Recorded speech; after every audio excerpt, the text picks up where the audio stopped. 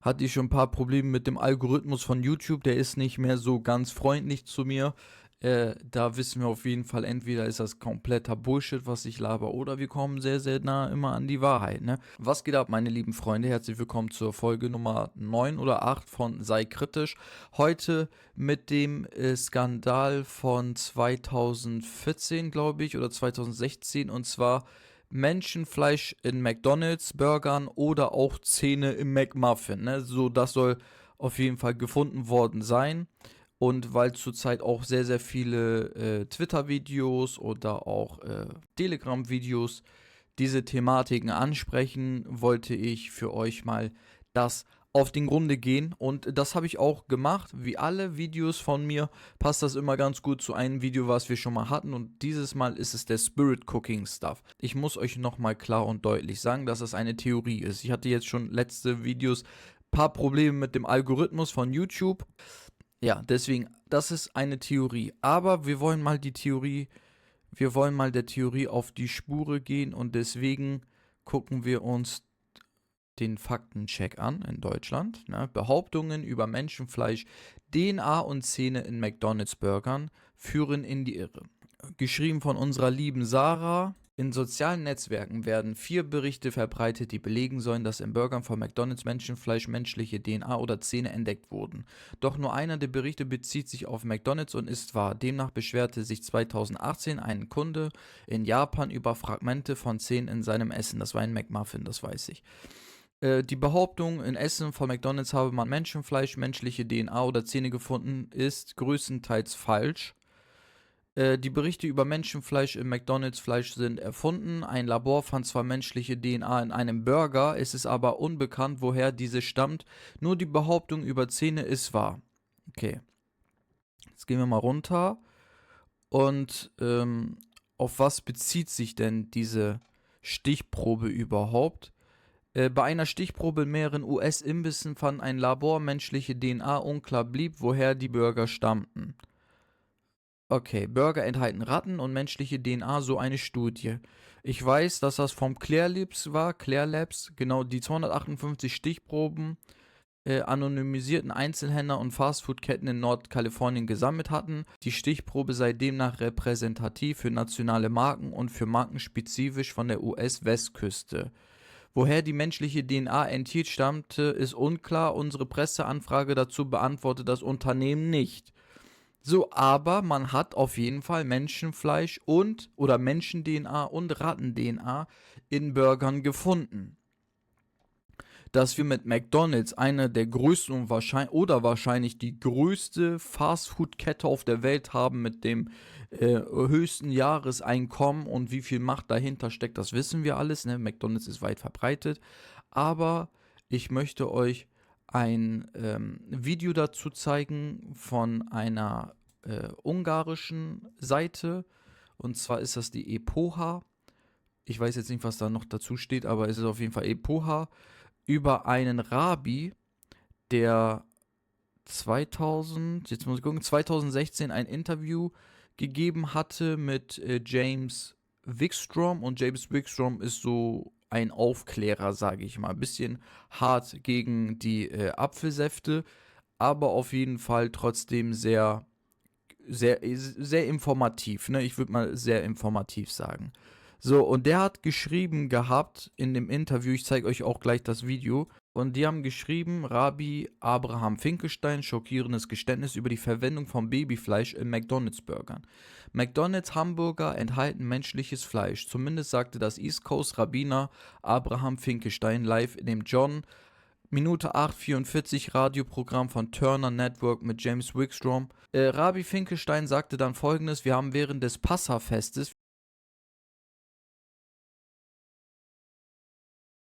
viel Spaß, wenn wir ihre Kinder stehlen, gab der Rabbiner offen zu. Wir stehen alleine in diesem Land zwischen 100.000 Kinder pro Jahr, und wir bluten sie aus, mischen es im Passabrot, und dann werfen wir die Kadaver in die Schlachthöfe, die wir besitzen, und wir mahlen alle Körper in Hackfleisch für Würste und Hamburger. McDonald's ist einer unserer Lieblingsorte, und Menschen wissen nicht einmal, dass sie jemandes zum Mittag essen. Lassen Sie uns zunächst die Zahlen, die der Rabbiner veröffentlicht hat, 100.000 Kinder pro Jahr ansprechen. Auf den ersten Blick scheint die Figur unmöglich zu sein. Nach Angaben der Bundesregierung belief sich die Gesamtzahl der vermissten Personen in den USA im Jahr 2050 jedoch über 1 Million verschwundene Kinder.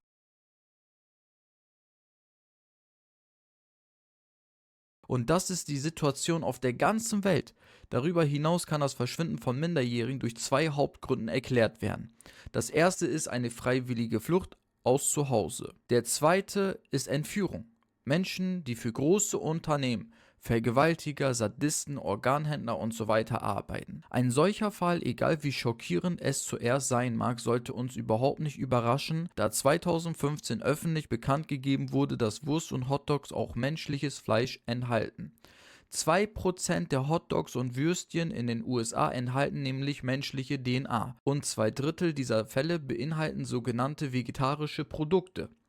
Dies wurde von Experten aus Clear Labs berichtet, das ist gerade, was ich vorgelesen hatte, die Studie, die eine umfassende Studie über amerikanische Lebensmittel durchführen. Wissenschaftler untersuchten Lebensmittel auf molekularer Ebene unter Verwendung der genomischen Analyse. Anschließend wurden insgesamt 345 Proben von 75 Marken getestet. Die Ergebnisse zeigten, dass 14,4% der Hotdogs und Würstchen eine gewisse Abweichung von der Norm hatten. Neben den entdeckten Spuren menschlicher DNA wurden Probleme wie ein überschätzter Proteingehalt um das 2,5-fache sowie die massive Substitution einiger Zutaten für andere entdeckt. Zum Beispiel wurde Schweinefleisch in 3% der Proben gefunden, obwohl es nicht auf dem Etikett aufgeführt war. Diese Informationen sollen besonders diejenigen warnen, die ein solches Fleisch aus religiösen Gründen nicht konsumieren. Ob Rabbi Finkelsteins Behauptungen wahr sind oder nicht, wir können es nicht zu 100% bestätigen, aber sie sind sicherlich schockierend und benötigen eine sofortige Untersuchung, die nicht wie erwartet erfolgte. Und jetzt zeige ich euch den Ausschnitt des Videos. I have a guest by the name of Rabbi Abi Finkelstein. He's off the east coast of the United States who's going to be joining me tonight. Rabbi Abi Finkelstein, as I said, a rabbi off the east coast of the United States. Are you there with me tonight? Shalom, I am here. There's a lot of rumors and conjecture that's taking place across this country relating to the Jewish population, okay? Okay. The masses have a hard time believing anything. Well, we've done a great brainwashing job on them over the centuries, and especially the last few hundred years. We've just brainwashed them completely. They believe anything we tell them. And, in the meantime, we have a lot of fun around Passover where we steal the children. I mean, we steal 100,000 to 300,000 children a year just here in this country, and we drain the blood and we mix it with the Passover bread, and then we throw the bodies into the slaughterhouses that we own, and we grind up all the bodies in the sausage and the hamburger. McDonald's is one of our favorite outlets, and the people, they eat them for breakfast, they eat their children for lunch, and, as Jews, we gotta do what we do. It's over for you white race. So that's why I'm speaking so honestly here, to bring it out into the open so that you can see it for what it is. You've been teaching the people real good, but they don't wake up, do they? Because you know why? They're scared of us Jews, because they don't want to be called anti-Semites, and they believe that we're the chosen people, and so that's why we can do whatever we want to do, and we can get away with it because the white men are cowards, and we go to the synagogue all the time and have some Manischewitz and dance the Hava Nagila. It's not that you Jews are hiding anything. You're coming right out on television, in the newspapers, on the radio, and you're telling the people exactly what you're going to do before you do it, and they're like they're brain dead. Well, we did a good job with the public school system. We got you to put all of your children in there. You notice that the Jew doesn't put his children in there. They go to the Hebrew Academy where we teach them the real things, and then they go to the synagogue and they learn the real important things. But we send your kids to the public school. We even have you tax yourself from your property so that you never own your property. And if you don't make your property tax, we're going to take your property. You can bet on that. And we have you put your kid in a 12-year babysitting is about all it does because you don't learn anything. And then by that time, the kids, they get to be teenagers, and then we give them the music.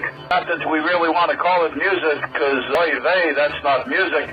But they listen to that, and then they want to do what they want to do, and so we sell them drugs, and we make a lot of money off your children. Your children from cradle to grave. All we do is make money off of them. Your cattle, your goyim, the human cattle. Mazel tov. Well, that's very interesting. I understand that, but I also know the bloodletting. I know that on your Passover, which isn't mine, that a lot of little children do disappear, and I do know that, and I know a lot of police departments and agencies have been informed, but you're very open. You're very open tonight. I'm very surprised that you're talking about the bloodletting of the little children, that you put their blood in the matzah balls, and that you eat it on sacrifice on Passover. Well, there was a goyim that wrote a book about it back in the 30s. I forget his name at the moment, but anyway, he wrote the book. People didn't buy the book. People don't want to listen. We've been doing this for thousands and thousands of years, since down to Adam's time. We take the children of our enemy, which is the white race, and we bring them to the basements in the synagogues, where we drain the blood and watch them die there. It's very similar to how we do the sacrifices that we do with the kosher butchering, and so we do that, and then we mix it with the Passover bread, and so we eat the blood of our enemies. And the bodies, we're not cannibals, so what we do is we take those, because we can make some shekels, and we give them to the slaughterhouses, and those are pounds and pounds and pounds of meat that we grind up in the sausage and the hamburger, and that's why we made those the most popular things, sausage for breakfast and hamburger for lunch. And so all the goyim out here are really eating their children. And even when we say this outright and tell you people, you don't believe it. So that's your problem. But you goyim out there, you never teach yourself. You don't self-teach. You're always looking for somebody else to do it for you. So you wind up being schleppers all your life. Bevor wir uns gleich auf das Thema stürzen, möchte ich euch eine Studie und Statistiken anzeigen, wie viele Kinder im Jahr in Europa verschwinden. Okay? Weil das ist, finde ich, auch sehr, sehr wichtig, nochmal zu verstehen, wie viele Kinder es eigentlich sind. So, Vermisstenfälle in Europa im Jahr 2021 von missingchildren.ch, ne? Also offiziell. 250.000 Kinder werden jährlich in Europa als vermisst gemeldet. 250.000 Kinder.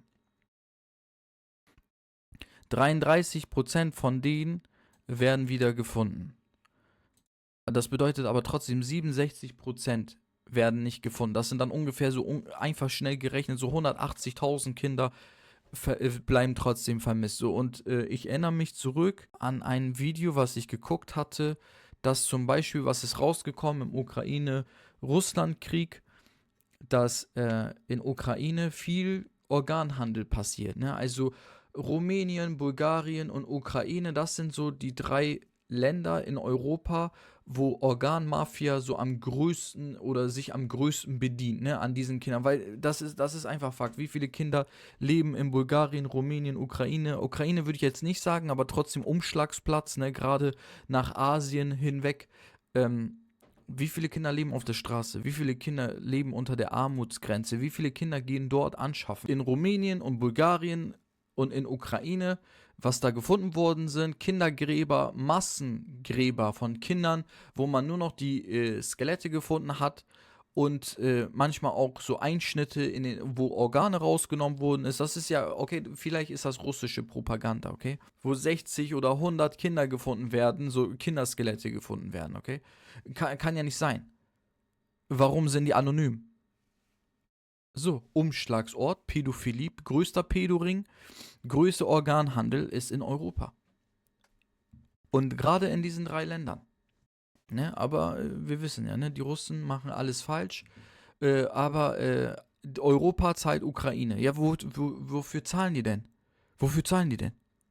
Ja, die zahlen auch für solche Sachen, ne? Wenn man eine neue Niere braucht oder eine neue Leber braucht, kriegt man ja frisch, ne? Das am Ende das ist jetzt so mein Schnack, aber das sind Fakten. Das sind einfach Fakten. So, 250.000 Kinder auf jeden Fall verschwinden pro Jahr. So, das kommt ganz gut hin mit, was der Rabbiner gesagt hat, dass die 100.000 bis 300.000 Kinder jährlich benutzen. Okay? Und ihr müsst euch das ja so vorstellen. Die Kinder werden benutzt, ne? Organe raus, dies raus, so, das ist ein Geschäft. Menschenfleisch wird wahrscheinlich auch an irgendwelche Leute verkauft, die so Hannibal-Style, weil die einfach so, die das mögen. Da wird nochmal das verkauft und der Rest wird dahin gebracht. Wisst ihr, was ich meine? Am Ende des Tages aus einem Menschen kann man so viel Profit entziehen, vor allem wenn die sowieso entführt werden. Als würden die Entführer sagen, ja, wir haben jetzt dich benutzt, bla bla bla, jetzt kannst du wieder zu deinen Eltern zurückgehen. So am Ende des Tages müssen die Kinder ja irgendwie verschwinden. Und das wäre das eines der ekligsten und gleichzeitig eine der klügsten Methoden, um ganze Körper verschwinden zu lassen, ne? Und ich möchte euch zurückerinnern, ne, die Kananiter und die Phoenicians und bla bla bla, das ist ja aufgezeigt.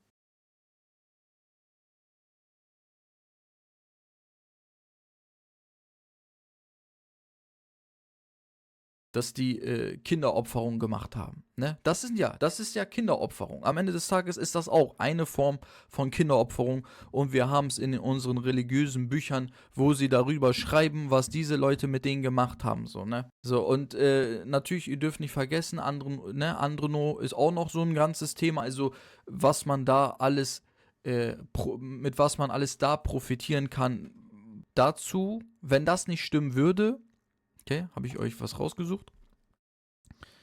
René Callier hat geschrieben, it's not surprising coming from the Jews, ne? Unter den Synagogen, unter den Dings, in irgendwelchen Tunnel gehen wir gleich auch nochmal spezifisch drauf. Their cruelty is without regard. We have all heard the declaration of Pope Francis. What Israel is doing in Gaza is not a war, it's cruelty. Jews are capable of eating human flesh. So, und Franziska Albanese kennen die meisten. Und sie schreibt, guck mal, und das ist das Krasse, sie verneint es nicht. Okay? Sie verneint es nicht.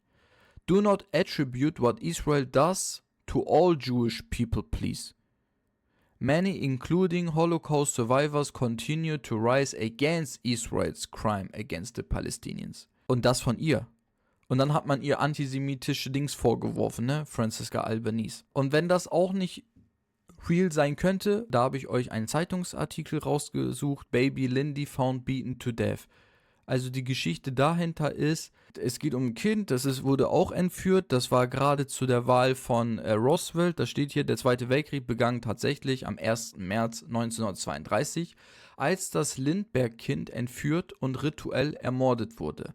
Als der Mord an dem Lindbergh-Kind die Wahl von Roosevelt und die Inthronisierung der jüdischen Macht in den USA sicherstellte. So mit Roosevelt weiß man, mit dem hat sich ja überhaupt dieses vor AIPAC, ne, AIPAC ist jetzt der neue Begriff, aber ich sag mal so, dieses vor AIPAC, diesen Aufbau Israels und dieser zionistischen Gemeinschaft, ne, nicht jüdischen Gemeinschaft, dieser zionistischen Gemeinschaft hat sich dadurch entwickelt, dass halt auch Roosevelt gewählt wurde. So, und das Krasse bei diesen Dings ist, guck mal, was hier steht, dieses Kind wurde in der Nähe, also a Jewish ritual murder, they hated the Lindbergh family and this happened close to Passover. Und der Rabbi hat ja eben gerade gesagt gehabt, immer wenn Passach ist oder in der Nähe vom Passachfest, dann machen wir das und entführen die Kinder und dies, das, jenes, ne? Und dieses Kind hat man dann auch entführt, hat man dann später den Saftmännern zugeschrieben.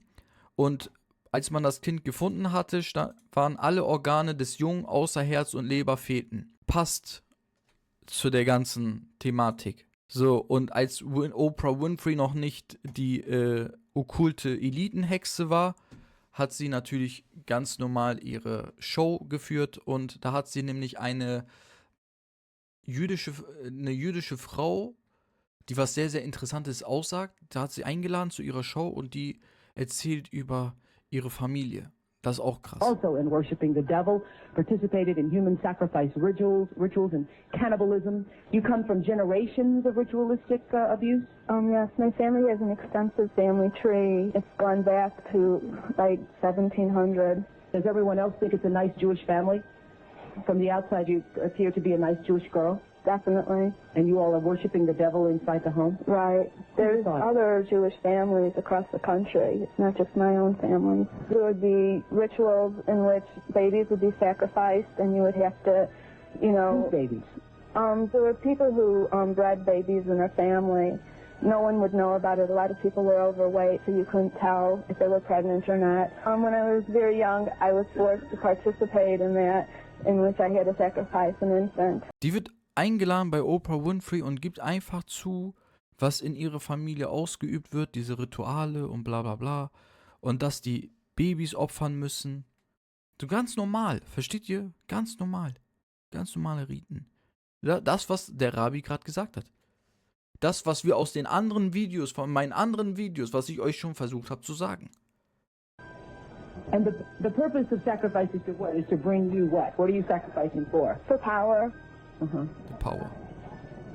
Die lachen, aber das ist die Wahrheit. Und warum ist das die Wahrheit? Und jetzt erinnere ich euch zurück an mein letztes Video, was nur 72 Aufrufe hat, weil YouTube das versucht, einfach Shadow zu bannen. Und zwar, wer hat Opferung angenommen? Moloch, richtig? Moloch war das. Satan, Baal, Moloch, egal wie man ihn nennen will. Und ich habe euch im letzten Video versucht zu sagen, diese Optimus Prime Bewegung, dass die auch einen Apfelsaft-Ursprung hatte, richtig? So, und ich möchte euch einfach mal zeigen, an welchen Gott die diese ganzen Sachen opfern. Und zwar an diesen Herrn. Das ist der Baphomet. Die machen das, weil die dadurch Power kriegen. Die kriegen Energien. Stellt euch einfach vor, irgendwelche Wesen kommen dann auf die Erde in geistlicher Form und geben dir dann auf einmal so Macht, geben dir Technologien, geben dir Wissen und du weißt dann, okay, das ist der nächste Schritt, den wir machen müssen. Und weil die halt immer in diesem Kontakt sind und deswegen sind sie auch so machtvoll, Okkultismus, die Eliten, egal wie wir sie nennen wollen, ne, die Apfelsäfte, deswegen sind die doch so stark, weil die sich einer Macht angenommen haben, die jeder normale Mensch nicht annehmen würde, weil wir sind Licht, wir sind gut, wir sind gute Menschen, ne, gute Menschen, auch wenn wir Sünden machen und auch wenn wir manchmal aggressiv sind, wir handeln aus Emotionen, diese Menschen handeln nicht aus Emotionen. Diese Menschen handeln alleine nur, um komplette Kontrolle zu haben, weil sie denken, dass sie die Chosen People sind und dass ihr Gott, ne, ihr Gott, den sehen wir gerade, dass ihr Gott denen einen Sonderstatus gegeben haben. Und damit ihr Gott denen auch weiterhin Macht geben, müssen sie manche Sachen tun. Und diese Sachen beinhalten auch Child Sacrifices. Das ist ein Vertrag, da kommst du nicht mehr raus. Okay? Und diese Frau hat das versucht ganz gut zu erklären bei Oprah Winfrey. Und was, wenn ich sagen würde, dass auch die Enkelin oder die Urenkelin von Karl Marx kennen wir, Marxismus, Kommunist aus Deutschland, Philosoph und jüdische Familie hatte der, ne, das ist ja, Kommunismus ist auch ein Judenprodukt. Wenn man sich mit Kommunismus ein bisschen weiter beschäftigt und auch weiß, wer Kommunismus alles versucht hat zu stärken, da wird Stalin, das sind alles Descendants from Apfelsäfte.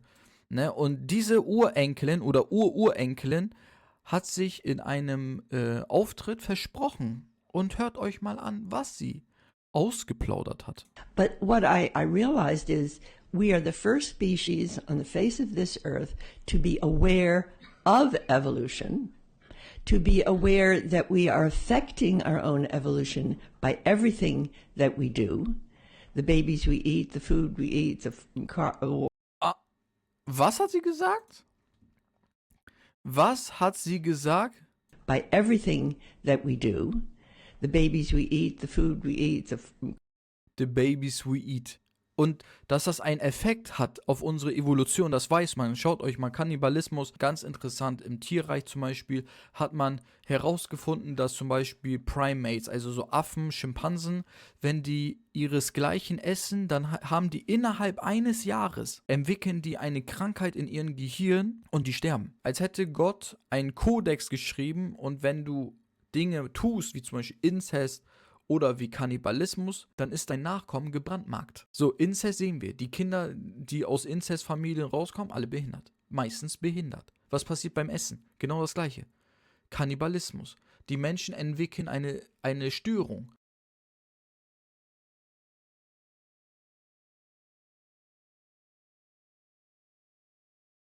So, und sie glaubt daran, sie ist ja sowieso so eine Agenda-Frau, Transhumanismus, das ist unser Ding, ne? Das ist das Gleiche, was ich euch in dem anderen Video erzählt habe. Da gab es ja auch Noah zum Beispiel, der glaubt ja auch daran, dass Menschen sich dass Menschen evolutionieren müssen durch Rassenvermischung, und sie glaubt daran, dass wir durch unsere, ja, durch ihr Einwirken, ne, durch ihr gottloses Einwirken, dass wir uns auch in eine bessere Menschheit verwandeln, ne? Was völlig abstrakt ist, sondern eigentlich so das Gegenteil bewirkt, dass wir alle weniger IQ haben, dass wir alle dümmer werden, dass wir alle noch bestialischer werden, und ja, das ist halt Barbara, ne?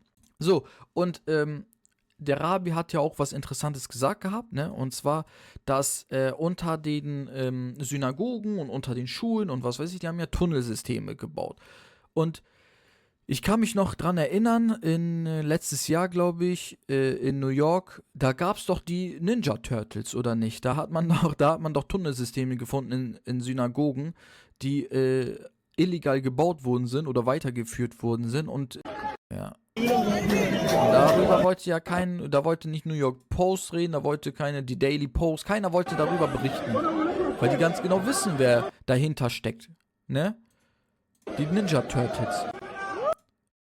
So, und da hat man ja auch eine Matratze gefunden, zum Beispiel, die blutbeschmiert war. Da hat man zum Beispiel auch, da gab es ja richtige Videos, wo man auch so Kinderwagen gefunden hatte. Und woher kommen die Kinderwagen in ein Tunnelsystem? Woher kommen blutbeschmierte Matratzen in einem Tunnelsystem? Was macht ihr da unten?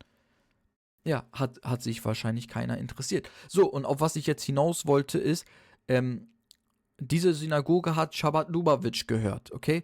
Darüber habe ich euch auch schon berichtet gehabt. Chabad Lubavitch, das ist ja die Endzeitsekte, okay? Das sind die den Messias ja förmlich heraufbeschwören wollen durch Krieg und durch Massenmorde und was weiß ich. Das ist ja deren Aufgabe. Das ist ja das, was Israel gerade macht, in Palästina und überall.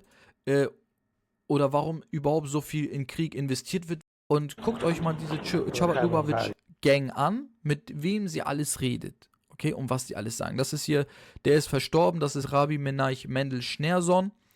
Und der hat ganz interessante Gäste gehabt. Über ganz interessante Themen haben die gesprochen.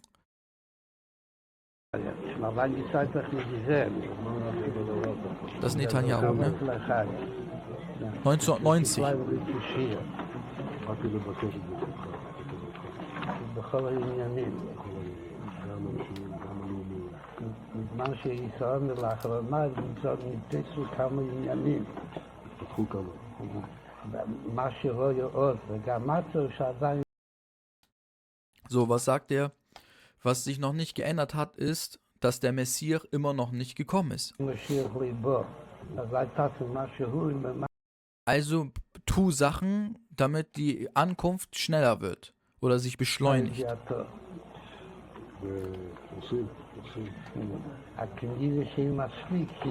Er sagt, ja, wir tun's, aber er sagt, ja, aber wahrscheinlich ist das noch nicht genug. Das alles, was der gerade tut, ist das, was er auch schon vorher getan hat und was Israel auch schon vorher gemacht hat, ne?